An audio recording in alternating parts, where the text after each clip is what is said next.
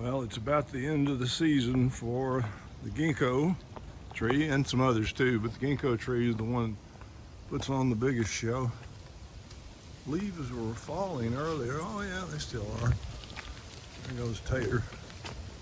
One of the things I recommend, I've talked about this before, is that I recommend leaving the ginkgo leaves on the ground for a period of time, a few days.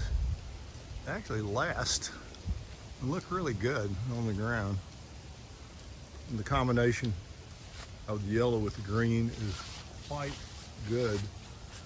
The other tree that's starting to defoliate a little bit here, and it'll put on a show. This is the Persian Ironwood, the Perodia, and you can see it's kind of under the edge of the big ginkgo here, and it's starting to put down its foliage as well. It's kind of a nice fall. We've had some good color, but the other thing about the Perodia that I probably should mention, if you're not familiar with it, it does something very unusual.